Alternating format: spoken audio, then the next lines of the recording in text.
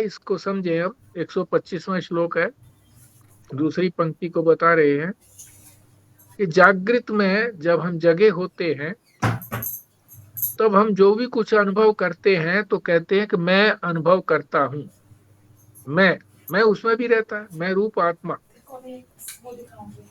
और उस जब हम नींद में चले जाते हैं, जब स्वप्न आता है, तो स्वप्न को जब हम देखते हैं,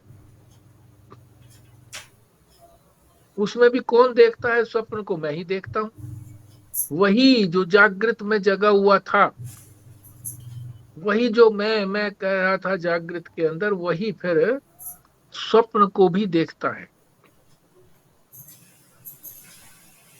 कैसे पता वही कर देखता है? क्योंकि उठने के बाद, जगने के बाद वो कहता है मैंने ये स्वप्न देखा, तो मैं वहां था ना, तभी तो देखा। वही मैं था जो जगे हुए के अंदर मैं था। और फिर तीसरी अवस्था गहरी नींद की। नींद में जब गहराई होती है, सुषुप्ति अवस्था में, उस समय कोई भी यंत्र नहीं होते, मगर फिर भी वो होता है। क्या प्रमाण है उसका? क्योंकि वो उठने के बाद कहता है कि मुझे कुछ पता नहीं रहा। वहां था ना, तभी तो पता नहीं रहा उसको। वहां नहीं होता तो कैसे कहता हूं मुझे कुछ पता नहीं रहा? तुम कहोगे जी फिर वो अनुभव कैसे किया उसने? अनुभव के यंत्र तो थे ही नहीं। इसीलिए तो वो कह रहा है कि कुछ अनुभव नहीं हुआ। अगर अनुभव के यंत्र होते तो कहता ना ये अनुभव हुआ मुझको। कुछ भी अनुभव नहीं हुआ, मुझे कुछ अनुभव नहीं हुआ। तो इसका मतलब वो तीनों अवस्थाओं में वो है, मगर वो तीनों अवस्थाओं से अलग है। क्यों? अगर वो किसी एक अवस्था में होता तो दूसरी अवस्था में फिर वो अपने आप को मैं कैसे कहता? तो वो किसी भी अवस्थाओं में नहीं था, रहते हुए भी वो तीनों अवस्थाओं से अलग था।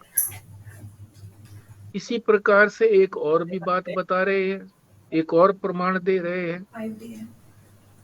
सन पंचकोश विलक्षण है। तन माने है, वही आत्मा, वही मैं पंच कोशों से विलक्षण है। पांच कोश हमें मालूम ही है।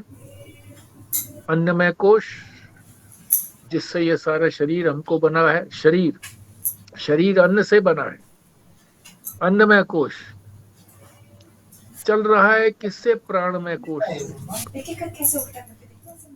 प्राणों से चल रहा है, प्राणमय कोश हो गया। फिर मनोमय कोश केवल प्राण प्राण से संचालित नहीं होता। मन की जब तक वृत्ति नहीं बनती तो ये शरीर कोई कार्य नहीं कर पाता। तो मनोमय कोश। भगवान की भी। फिर मन के अतिरिक्त बुद्धि भी है यहाँ पर। बुद्धि निर्णय करती है, क्योंकि निर्णय भी हम करते हैं, तो उसको कहते हैं विज्ञानमय कोश। और फिर हमें आनंद की भी अनुभूति होती है सुषुप्ति के अंदर, उसे कहते हैं आनंदमय कोश। ये सारे कोश हैं, तलवार हैं। तलवार के खोल हैं, तलवार नहीं है। तलवार अभी पता नहीं लगी है। इन पांचों आवरणों से, पांचों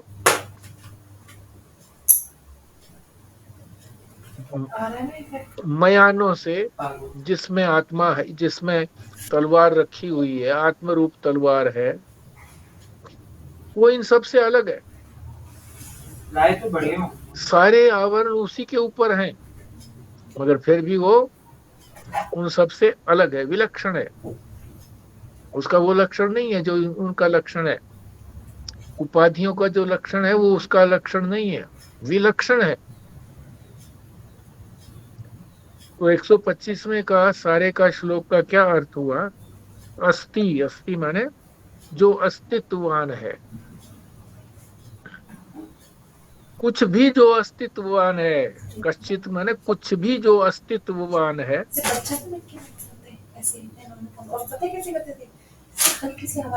वो स्वयं यानी अपने पर ही, अपना ही उसको सहारा है, दूसरे किसी का सहारा नहीं है, स्वयं अस्तित्ववान है, किसी अन्य के सहारे नहीं खड़ा है। और फिर वो नित्य है, हमेशा रहने वाला है, शाश्वत है। उसको क्या कहते हैं? अहम आत्मा। वो आत्मा ही आलंबन है।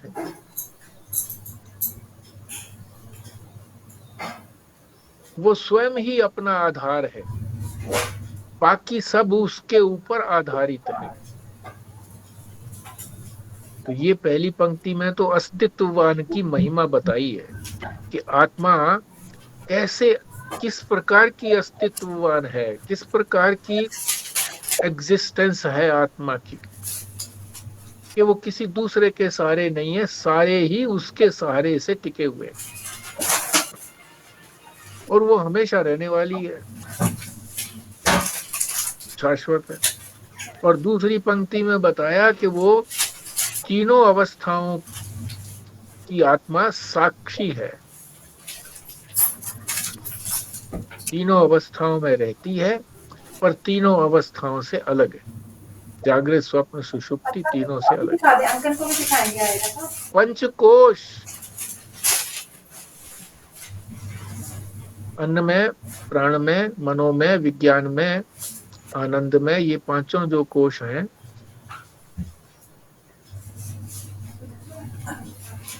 ये सारे उसी के आधार पर हैं,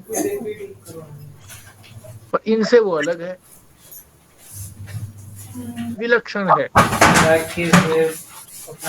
ये नहीं हो तो उन मयानों की क्या कीमत है? कुछ नहीं। ये हमारा 125वां श्लोक है, इसको आप पाठ भी करेंगे और अर्थ भी बताएंगे। संजीव शर्मा जी। जी। अस्ति कश्चित् स्वयं नित्यम् अहं प्रत्यलंबन अवस्थात्रय साक्षी सन् पंचकोश विलक्षणः। जो परम तत्व है, जो अस्तित्व है, वही नित्य है, शाश्वत है, अपरिवर्तनशील है। सभी अवस्थाओं में, सभी भावों में जो भी परिवर्तन होते हैं, देह में, मन में, बुद्धि में, विषय में, भावना में, सबका साक्षी है, अनुभव करने वाला है, उसमें कोई परिवर्तन नहीं होता है। ये इसका भाव है। बल्ला जी।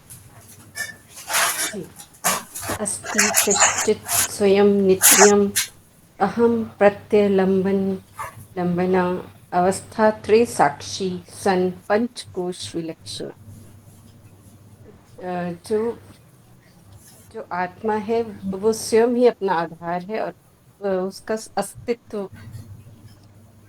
अपना अस्तित्ववान है, शाश्वत है, और वो तीनों अवस्थाओं में उस तीनों अवस्थाओं में रहती है, लेकिन उनसे अलग है और पांच कोशों से भी अलग है। कृष्णा जी।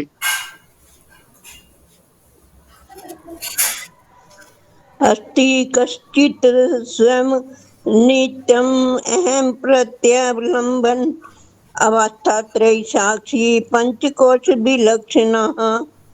जो हमारा अस्तित्व है वह शाश्वत है, वह उसमें कोई परिवर्तन नहीं। संसार और शरीर में परिवर्तन है, जैसे बचपन, जवानी, बुढ़ापा और जागृत, स्वप्न, सुषुप्ति, हर्ष और विषाद इत्यादि, ये सब शरीर और संसार में परिवर्तन होता रहता है, लेकिन वो अस्तित्व सदा ही बना रहता है।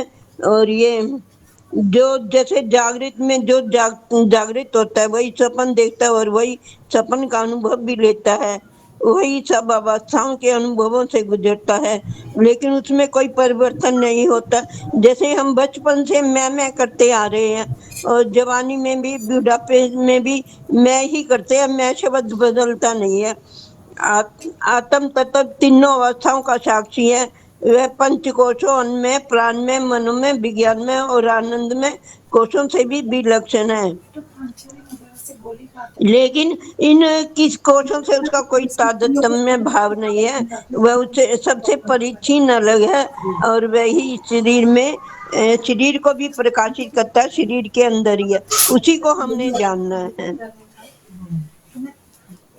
ठीक है जी। कृष्णा जी थोड़ा सा ये अभ्यास करें, जहां भी आधा तय आता है तो वो बहुत जल्दी जो है ना बोलना उसका समाप्त हो जाता है। आप बोलते हैं अस्तित्व, अस्तित्व, ये तो पूरा तय बोला जाए, पूरा तय होगा तो बोला जाएगा अस्तित्व, नहीं तो कैसे बोला जाए? अस्तित्व, ऐसे बोला जाए अस्तित्व। अस्तित्व, अस्तित्व, फिर वो तब हो गया ना अस्तित्व, अस्तित्व, अस्तित्व, अस्तित्व।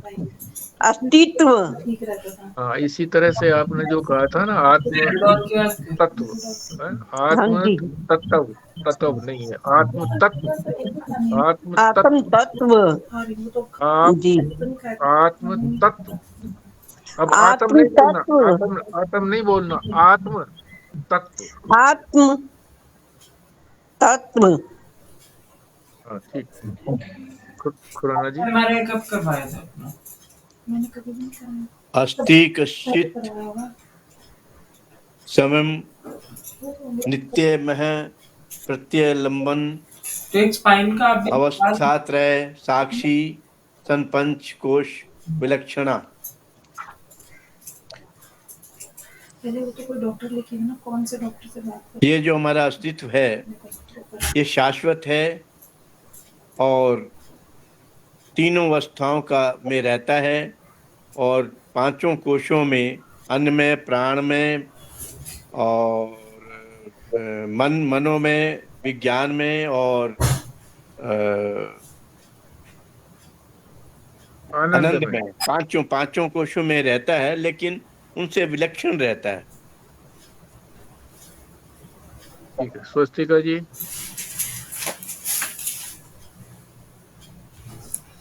मैं आज पढ़ नहीं पाऊंगी जरा। अच्छा जी, ठीक है, तो आगे चलते हैं जी। फिर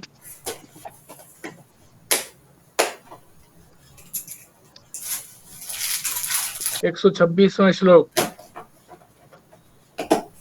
यो विजानाति सकलम जागृत स्वप्न सुषुप्तिषु बुद्धि तत्वृत्ति सद्भावम अभावम अहम इत्ययम्। यह यो का मतलब यह है जो विजानाति जानता है, किसको? सकलम, सबको जानता है, सब चीजों को जानता है, जैसे आज अब दर्द होना जागृत को भी, स्वप्न को भी, सुषुप्ति को भी। ऐसे ज्यादा नहीं है पर हल्का हल्का है। तो तूने बताया नहीं मैं किसको दिखाऊंगी, तो कौन से डॉक्टर को? सारी ही तीनों अवस्थाओं में जो ज्ञान स्वरूप है, बुद्धि ऑर्थो वाले को या फिर तद्वृत्ति, न्यूरो वाले को? बुद्धि और उसकी वृत्तियां। एक तो बुद्धि हो गई, बुद्धि तत्व हो गया, एक उसकी वृत्ति बनती है बुद्धि की। क्या वृत्ति बनेगी? कि मैंने इस चीज का निश्चय कर लिया, ये बुद्धि की वृत्ति बन गई। बुद्धि का क्या कार्य है? बुद्धि की का कार्य है निश्चय करना। जब किसी का बात का निश्चय हो जाता है तो करती बुद्धि है, मगर वो वृत्ति रूप से जब उसको ग्रहण करती है, वृत्ति रूप से जब उसका निर्णय करती है, तब उसको ये काम आएगा कुछ? बुद्धि वृत्ति कहते हैं। मन वृत्ति भी, मन की भी वृत्ति होती है, उसको कहते हैं मनोवृत्ति। सद्भावम, सद्भावम का मतलब है, सद का मतलब होता है जो विद्यमान होता है, सत्य जो विद्यमान होता है।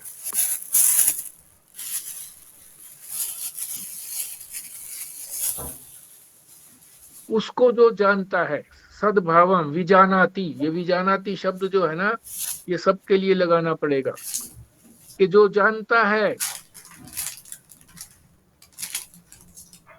किसको जानता है? जागृत स्वप्न सुषुप्ति को भी जानता है, बुद्धि को भी, और बुद्धि की वृत्तियों को भी, उनके होने को भी। सद्भावन का मतलब उनका होना।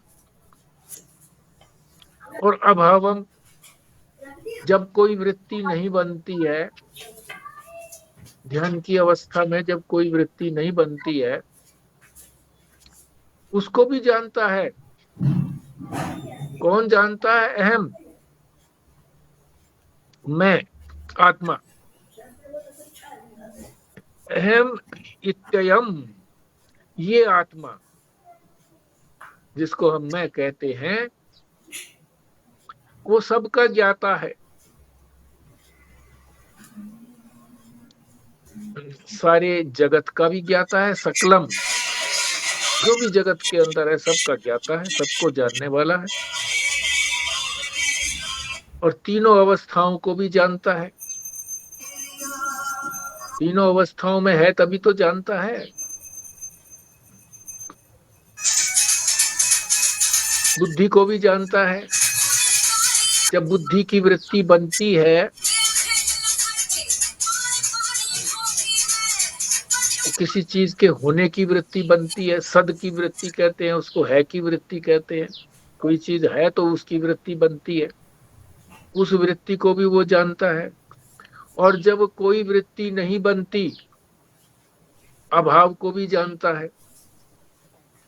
वो कौन है? मैं आत्मा, वो मैं आत्मा।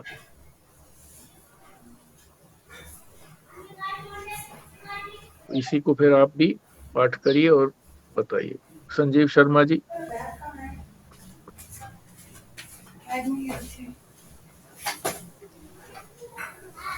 जी,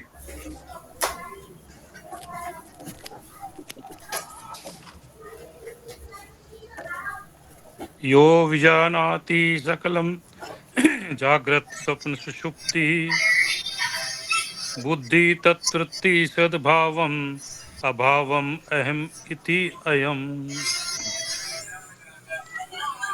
जो परम तत्व है, जो आत्म तत्व है,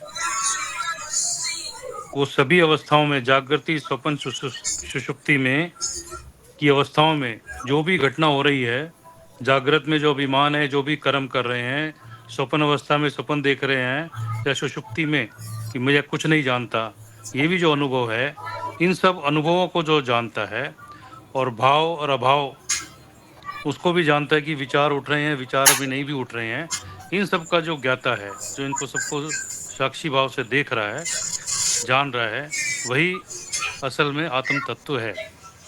परम तत्व परम चैतन्य वही है, और उसे ही हमें आत्म अनुभूत करना है। बल्ला जी। जी।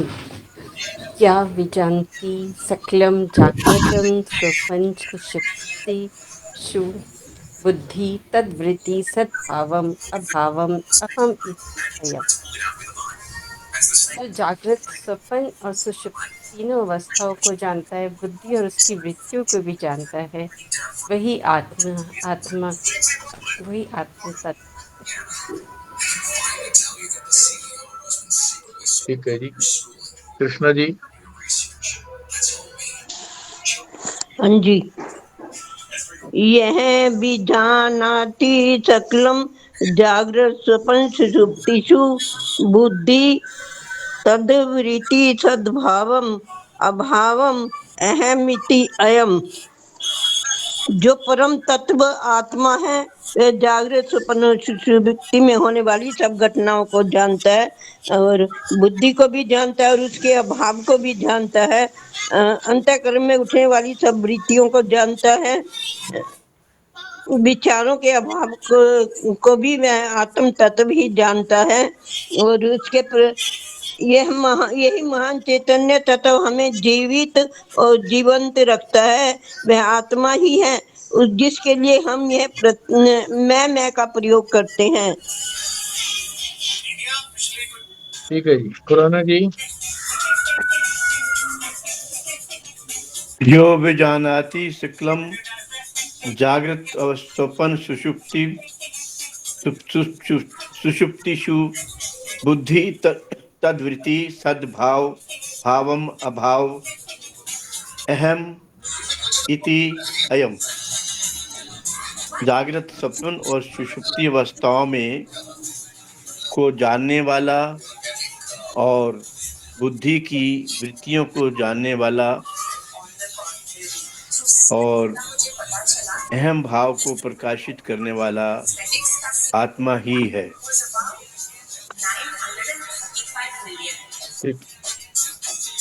आगे चलते हैं। 127वां, ये आत्मा का ही वर्णन चल रहा है। 12 श्लोकों के अंदर आत्मा का ही वर्णन किया जाएगा, क्योंकि हमने जानना आत्मा को ही है। मुख्य वस्तु वही है, बाकी सबको तो छोड़ना है। छोड़ने वाली चीज का तो केवल यही जानना है कि कौन कौन सी चीज छोड़नी है। उन छोड़ने वाली चीजों को गहराई से जानने की आवश्यकता नहीं है। माया को गहराई से जानने की आवश्यकता नहीं है। माया को तो इतना ही जान लें कि माया को कभी निश्चित रूप से नहीं जाना जा सकता। जब उसका निश्चय ही नहीं किया जा सकता कि वो है या नहीं है, ये भी निश्चय नहीं किया जा सकता, तो उसके बारे में और वर्णन करने की और समझने की आवश्यकता ज्यादा नहीं है। समझने की आवश्यकता तो उसी को है ये राधा कृष्ण वाला जो था ना, वो दिया, जो हमारा हमेशा साथ रहता है, आत्म तत्व। म्यूट कर लीजिए खुराना जी। व्यास जी, एक बात पूछनी थी। हाँ अभी जी। आपने कहा था कि जब ध्यान में बैठते हैं तो ध्यान में कहीं लगा या इधर उधर वृत्ति गई, ये भी हमारी आत्मा ही जानती है। तो ये हाँ हाँ बोले। हाँ जी, इसको थोड़ा समझना था जी। हाँ हाँ, हमें ही तो पता लगता है ना कि मैं तो ध्यान करने के लिए बैठा था, पर मुझे ही विचार आ रहे हैं इधर उधर के। ये तो मुझे ही तो पता लगा ना, और किसी को तो पता नहीं लगा। मैं ही तो आत्मा हूँ, आत्मा को ही पता लगा ये। और फिर कभी ये भी पता लगता है कि अब कोई विचार नहीं आ रहा, तो भी मैं जानता हूँ, आत्मा ही जानती है इस बात को, अन्य तो कोई जानता नहीं है। पापा का था पर उनको टाइट था, इसलिए मैंने तेरे बीच में रख दिया था ये। तो दोनों अवस्थाओं में आत्मा ही है, जानने की अवस्था में भी, और जब नहीं कुछ होता है तो उसको भी जानती है। तो अगर हमें कुछ इधर उधर की वृत्तियां आती हैं, तो हम यही समझें कि वृत्तियां तो आने जाने वाली हैं, मैं तो इनको जानने वाला हूँ। ये मेरा स्वरूप नहीं है, आती जाती हैं, आती जाती रहें। इनकी तरफ उदासीन होना है, इनकी तरफ ज्यादा सीरियसली नहीं लेना है। जैसे मान लीजिए कोई हमारे कमरे में आता है और हम अखबार पढ़े जाते हैं, उसकी तरफ ध्यान ही नहीं देते, तो कुछ देर तो वो प्रतीक्षा करता है कि ये बोलेगा, कुछ कहेगा, बैठने को कहेगा या आओ जी कहेगा। जब कुछ नहीं कहते हैं तो वो फिर चला जाता है और फिर दोबारा आने का साहस नहीं करता। इसी तरह से जब भी कोई वृत्ति आए, कोई विचार आए ध्यान की अवस्था में, उस पर ध्यान मत दो। उदासीन हो जाओ उससे। मैं ही तो सत्ता दे रहा हूं उसको, मेरा सत्ता देना बंद हो गया तो उसकी सत्ता ही नहीं रहेगी।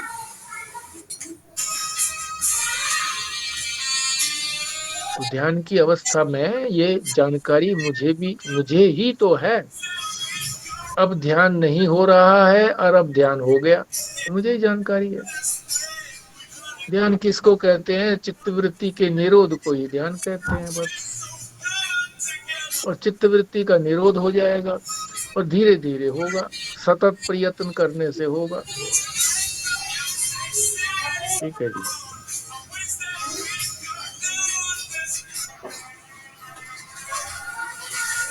तो 127वें श्लोक पर चलते हैं। यह पश्यति स्वयं सर्वम, यह पश्यति स्वयं सर्वम, यम न पश्यति कश्चिन।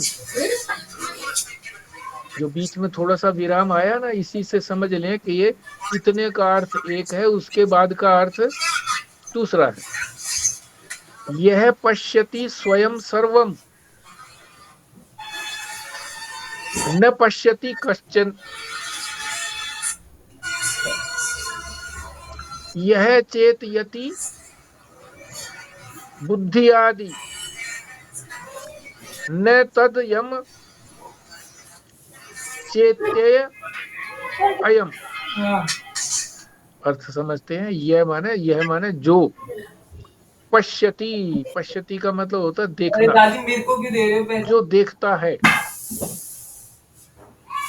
स्वयं सर्वम, स्वयं देखता है, किसी के माध्यम से नहीं देखता, सबको जो देखता है। अभी रुक जाओ, शायद सर्वम माने सब, पक्का नहीं है, सब वस्तुओं को, सब संसार को जो देखता है। शायद परसों जाऊंगा।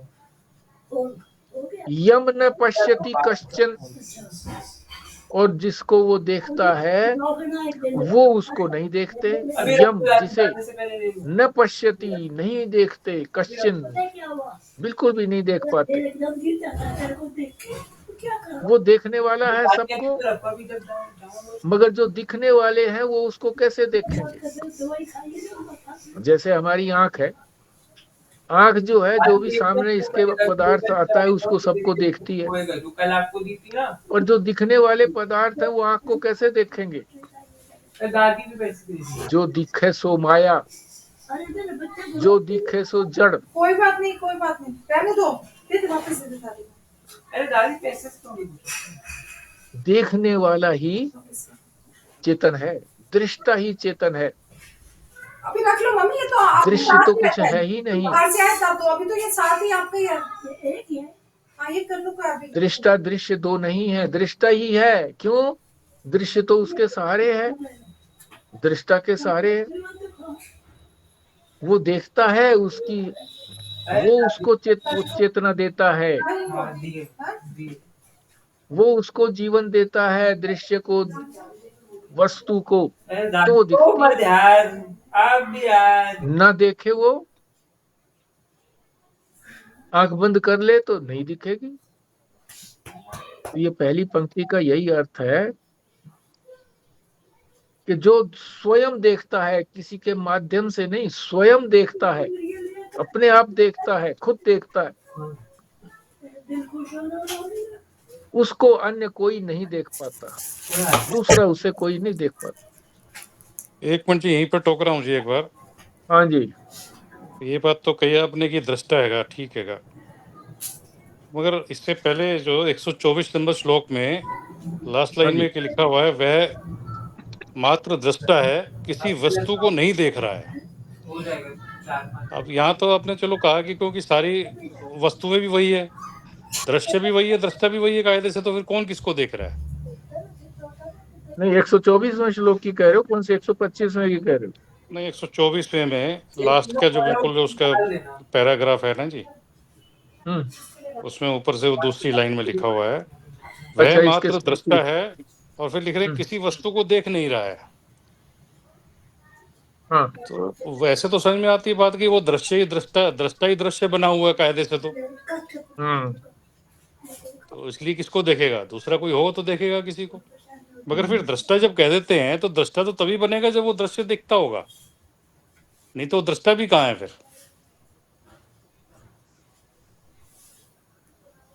पहले दृष्टा से ही समझाना पड़ेगा, फिर आगे जाकर के साक्षी में पहुंचेंगे, प्रकाश रूपता में पहुंचेंगे। फिर साक्षी से भी ये मत कहना कि भाई साक्ष्य है तो साक्षी है, नहीं है। अरे सब पता है। प्रकाश रूप है, प्रकाशित भी नहीं करता वो किसी को। ये साक्षी की बात हो गई। इसी तरह से कई स्थानों पर दृष्टा को ही साक्षी बोल देते हैं कि वो देखता है बस, यानी वो वस्तु उसके होने से दिख रही है, वो नहीं हो तो नहीं दिखेगी। अरे दादी आप यहाँ जो अस्तित्व की बात कही गई है ना, अस्तित्व की बात तो 125वें में कही गई है, मगर आप 24वें की जो बात कह रहे हो, बात एक ही है सारी, उसमें कोई अंतर नहीं है।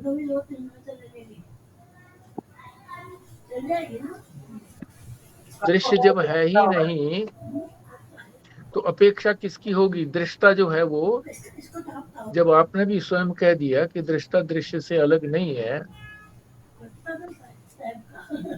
मतलब दृश्य जो है वो दृष्टा से अलग नहीं है, दृष्टा ही दृष्टा है। दृष्टा ही दो रूपों में प्रतीत हो रहा है कि एक दृश्य रूप में बांट दिया उसने, और एक जो स्वयं को कह रहा है दृष्टा कह रहा है।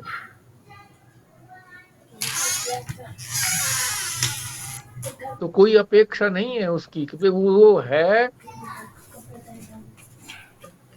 तो वो उसको प्रकाशित कर रहा है, उसको देख रहा है। वो तो वैसे भी देखता है, नहीं भी होगा तो भी देखेगा।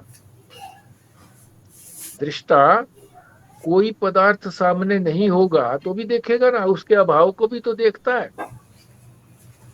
तो देखेगा तो तब दो होगी ना जी, देखेगा तो तब तो दो हो गए ना। देखेगा तो मतलब दृश्य है तभी देखेगा। देखेगा कि सके बात तो सिर्फ वही समझ में आती है कि जब एक रूपता वही है, अब दृश्य के रूप में भी वही है, यही मान ले करके तो दृश्य दृष्टा एक ही है। ये मतलब समाधान तो यही बनता है उससे। नहीं, अगर अभाव है, कोई वस्तु नहीं है सामने, तो भी तो अभाव को देखता है कि नहीं? वो देखता, अभाव को वही तो सत्ता दे रहा है। वस्तु है तो भी वस्तु को सत्ता दे रहा है, वस्तु नहीं है तो भी उसको सत्ता दे रहा है। तो जो वस्तु है वो कोई उसका, तो वस्तु के अभाव वस्तु नहीं है इसलिए अभाव है जी। शाम को थोड़ा देखते कहीं चल पड़ेंगे, है और नहीं है। वस्तु नहीं है मगर वो तो है वो तभी तो देख रहा है वो। तो वो अभाव को शक्ति दे रहा है, जीवन दे रहा है। अभाव को जीवन वही दे रहा है जो है, तभी तो अभाव जाना जा रहा है। नहीं अभाव भी कैसे जाना जाएगा? वस्तु के सहारे नहीं है ना, अभाव के सहारे है वो।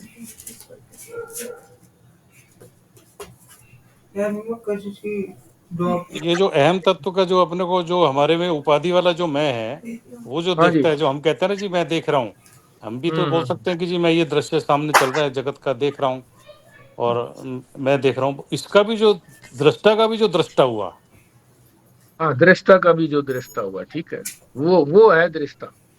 हाँ, ये जो हम कुछ नहीं है। हाँ, ये सापेक्ष से, किसी की अपेक्षा से अगर हम कुछ देखते हैं तो ये हमारा वो दृष्टा हो गया। और जो दृष्टा को भी देखता है वो हो गया वास्तव में दृष्टा कहो उसको, साक्षी कहो उसको, सब कुछ वही है। परम तत्व कहो, आत्म तत्व कहो, चैतन्य कहो, कुछ भी कहें जी। हाँ हाँ, वही है, वही तत्व। 15-20 मिनट या आधे घंटे टाइम मेरे को उठा देना। इसमें नीचे लिखा हुआ है 126वें श्लोक में, जो तुम्हारी दृष्टि का दृष्टा है उसे तुम नहीं देख सकते, जो श्रुति श्रवण का श्रोता है उसे तुम नहीं सुन सकते, जो तुम्हारे विचारों का विचारक है उसको तुम नहीं सोच सकते, जो ज्ञान का ज्ञाता है उसे तुम नहीं जान सकते, ये तो तुम्हारी आत्मा मतलब इस थोड़ा डिफिकल्ट था, कैसे समझे थे? 126 के अंदर है, जो जो भाषा के अंदर दे रखा है, उसका अंतिम भाग कह रहे हो क्या? ये नीचे दिए बाजी, बिल्कुल वो जो नीचे केशव निषद अच्छा का नीचे। अच्छा अच्छा, हाँ हाँ, केनोपनिषद, और हाँ। ब्रह्म दारुण कोश निषद का है जी, दोनों का है। ये जो हाँ बोल रही है ये वृद्धारण्य कोश निषद का है जी ये। हाँ, वृद्धारण्यक में दूसरा दूसरा मंत्र है, केनोपनिषद के अंदर दूसरा मंत्र है, मगर दोनों एक ही बात को सिद्ध कर रहे हैं। हाँ, बड़ा इंपॉर्टेंट है जी ये, बड़ा अच्छा है। लगा अगर टाइम हो तो कभी समझा देना। अभी पूछा है तो अभी समझ लो कौन सा भाग रहे हैं हम। जो आंखों द्वारा नहीं देखा जा सकता, किंतु जिसके कारण आंखों में देखने की क्षमता आई है, बिल्कुल स्पष्ट है ये तो। उस क्षमता के कारण ही वो देख पाता है। किसी के अंदर ताकत है तभी वो देख पाता है। ये ताकत है, ये जीवन दे रहा है। कौन दे रहा है? आत्म तत्व, परमात्म तत्व, सच्चिदानंद। मैं ही तो सत्ता दे रहा हूं। मैं अगर नहीं हूं, मरे हुए आदमी के अंदर मैं तत्व नहीं रहता, ना तो वो मिथ्या तत्व रहता उसके अंदर। और जो सत तत्व है ना, मैं शुद्ध में, एक अशुद्ध में जिसको कहते हैं, और एक शुद्ध में। अशुद्ध में तो निकल गया, शुद्ध में तो सर्वत्र व्यापक है। मगर उसको, वो तो सत्ता दे रहा है, मगर उसके सामने कोई प्रत्यक्ष रूप में यंत्र है नहीं, इसलिए वो चेतनता नहीं है। तो चेतनता को नहीं प्रकाशित कर रहा, चेतनता को उसमें मुर्दे के अंदर नहीं प्रकाशित कर रहा। अगर उसके सामने यंत्र होता तो चेतनता को वो प्रकाशित करता। तो वो तो दोनों अवस्थाओं में है। जब हम जीवित हैं तब भी वो चेतन है, जब हम हमारे अंदर से प्राण निकल गए और सूक्ष्म शरीर चला गया, उस है वो प्रकाशित आवाज नहीं आ रही है स्पष्ट। नहीं। आवाज नहीं आ रही जी। आवाज नहीं आ रही तो थोड़ा सा वेट करते हैं जी, और क्या करेंगे हम। अब आ अब गई है जी, पहले ये जी। वीडियो तो किया है। अच्छा अच्छा। जो आंखों में अगर जीवन तत्व नहीं है तो आंखें देख पाएंगी क्या? आवाज नहीं आ रही, आवाज जिस कट जीवन आ रही।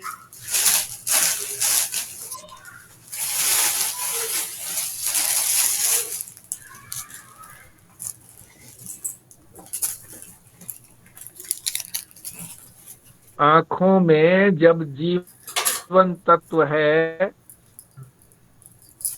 तब आंखें हैं। जो आंखों द्वारा नहीं देखा जा सकता, यानी अकेली आंखें नहीं देख पाती हैं, वो जीवन तत्व होता है तभी आंखें देख पाती हैं। किंतु वो तो जिसके स्पष्ट, कारण आंखों में देखने की, वो तो स्पष्ट किया था जी। आंखें जो दिख रही हैं तो गोलक है ना जी। इनके जो इंद्रिय हैं, जो शक्ति है, वो हाँ प्रकाशक तो आत्म तत्व हैगा, वो चैतन्य है। आंख आंख ठीक होते हुए भी रोशनी नहीं है कईयों की। आंख तो है, गोलक तो दिखाई नहीं दे है, रहे, कान तो नहीं है, है, फिर कान तो है, सुनाई नहीं देता। नहीं गोलक नहीं कहेंगे। जो गोलक के अंदर जो इंद्रिय है, और शक्ति अलग हो, तीन चीजें हो गई। एक तो गोलक, गोलक का मतलब जो स्थान जहाँ पे इंद्रियां हैं। अगर इस गोलक को, इस गोल गोल चीज को, आंख की पुतली को हम निकाल लें सारी को, तो जो बचेगा वो गोलक बचेगा। मगर वो तो इंद्री तो है, वो इंद्री है, इंद्री तो है उसके अंदर, मगर चेतनता नहीं है उसके अंदर। तो तीन चीजें हो गई, एक गोलक, एक इंद्रिय और एक चेतनता। माया समझ लीजिए, उसको शक्ति को माया समझ लीजिए। माया को भी चेतन तत्व जो है वो वही उसको प्राण, उसके बिना माया तत्व भी नहीं है।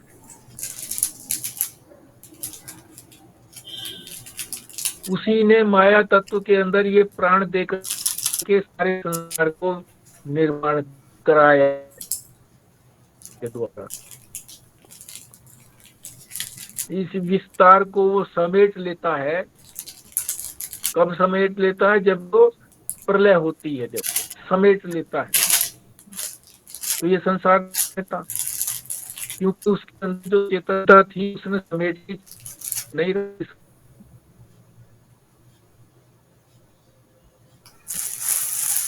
जो आंखों द्वारा नहीं देखा जा सकता, उस तत्व को नहीं देख सकते के द्वारा, क्योंकि बाहर देखती हैं। ब्रह्मा जी ने इन्हीं चीजों को बहिर्गमन बनाया है। वो जो हमारा तत्व है, आत्म तत्व, वो तो अंदर है, अंदर नहीं जाती है, इंद्रियां ही जाती है।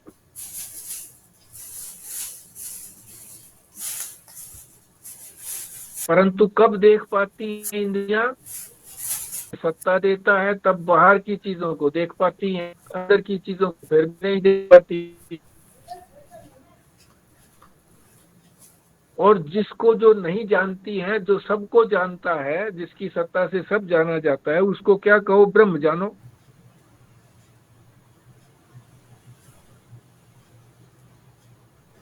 वही ब्रह्म है, वही आत्मा है। जब आत्मा अपने व्यापक रूप को जान लेती है तो वही ब्रह्म है। जब सीमित में अपने आप को महसूस करती है तो आत्मा है। आत्मा और ब्रह्म में भी कोई अंतर नहीं है। वृद्धारण्यक में भी यही कहा है कि न श्रुते, ये न दृष्टे दृष्टुम दृष्टारम पश्यते, न श्रुते श्रोतारम शृण्यते, न मतेर मतांतरम मन्यन्ना न विज्ञाते। मतलब उसके बिना न तो कुछ सुना जा सकता है, ना कोई मनन किया जा सकता है, न उसका अनुभव किया जा सकता है, विज्ञान किया जा सकता है। वही आत्मा जो है वो सर्वांतर है, सबके अंदर विद्यमान है। अतः अन्यद आत्म, सब में वही है, अन्य उसके अतिरिक्त है ही नहीं। जो तुम्हारी दृष्टि का दृष्टा है उसे तुम नहीं देख सकते, जो श्रुति श्रोता है उसे तुम सुन नहीं सकते, जो तुम्हारे विचारों का विचारक है उसको तुम नहीं सोच सकते, ज्ञान का ज्ञाता है उसे तुम नहीं जान सकते। ये तो तुम्हारी आत्मा है, जो सबकी आत्मा है, इसके अतिरिक्त सब नश्वर है। भाषा को भी पढ़ने से पता लग जाता है कि वो सबसे विलक्षण है हमारी आत्मा, परमात्मा। अब ये उपनिषद के अंदर बहुत विस्तार से समझाया गया है, यहाँ तो सिर्फ ये संकेत भर दे दिया है उसने। जो भी इसका कमेंटेटर है, लेडी है, जो दे दिया है कि भाई जो बहुत विस्तार से समझना चाहते हैं वो केनोपनिषद के इस मंत्र को समझें और वृद्धारण्यक के इस मंत्र को समझें। ठीक है जी। लेकिन हम सब तो आत्म साक्षात्कार के ही लिए मनन करते हैं, चिंतन करते हैं, उसका स्वाध्याय करते हैं, ये चाहते हैं कि हमें अपनी आत्मा का साक्षात्कार हो जाए। ठीक है, इससे तो कोई इनकार नहीं करता कि चाहते हैं, मगर कोई तीव्र इच्छा नहीं है। ऐसी तीव्र इच्छा नहीं है कि भाई मुझे बस अभी मिले।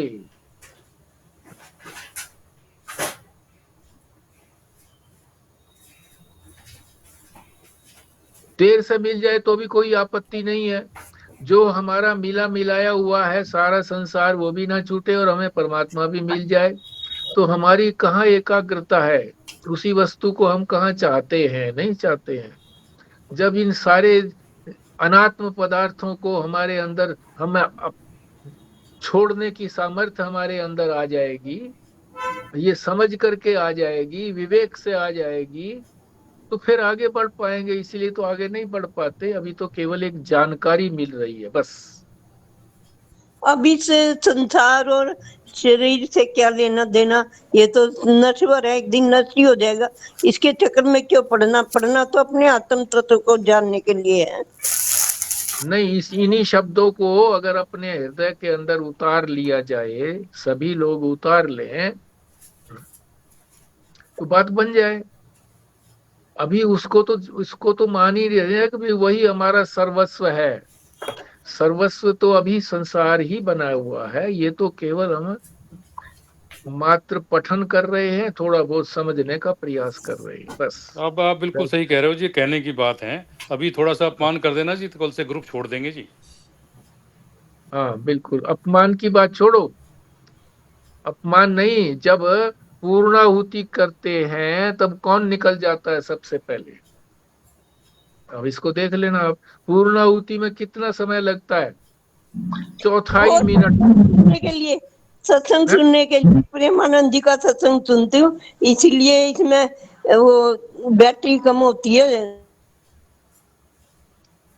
नहीं, अब जब प्रेमानंद जी का सत्संग, अब भी तो 5 मिनट हो गए ना जी, तो उसमें तो चौथाई मिनट लगता है बोलने में, देर थोड़ी लगती है। मैं तो वैसे ही कह रहा हूँ जी, बात ये सब कहने की बात है कि छोड़ना भाई लगता है। जरा सी भी बात, कोई भी जरा सी बोध होती है तो विक्षेप होता है। अभी ऐसा नहीं है कि नहीं होता है बहुत विक्षेप। बहुत होता है तो अभी ये आत्मा को तो ये कहने की बात अलग है। अब वैसी मुमुक्षुता लग जाए तो ब्रह्म हो ही जाए। फिर तो जानत तुम ही हो ही जाए। सो जानो जही बिल्कुल देहु जनाई। अंतःकरण शुद्ध होगा जिस दिन, और ये षट संपत्ति आ जाएंगी, तब मुमुक्षुता आएगी। बिल्कुल जान ही नहीं रहे, अभी तो जानकारी की भी कोशिश कर रहे हैं, अभी तो पहली क्लास में ही है। स्वामी विवेकानंद जी ने भी पूछा था अपने गुरु जी से कि फिर ये मिलता साक्षात्कार क्यों नहीं होता। उन्होंने कहा कि उसको चाहता कौन है, सब तो दुनिया के धन दौलत को इसको चाह रहे हैं, तो वो कैसे मिले। इसी इसी कामना से आते हैं जी, हमारी फैक्ट्री चल जाए करके, हमारे बच्चे नहीं हो रहे हैं तो बच्चों के बच्चे हो जाएं करके, या कोई धन मिल जाए, पद प्रतिष्ठा मिल जाए, रोग है तो वो रोग ठीक हो जाए। जाते तो इसी इसी कामना से सब हैं। परमात्मा की कामना से तो कोई जाता नहीं, बहुत बिरला बिरला होगा जी कोई। और जो जाता होगा ऐसे बिरला, वो पा लेता है।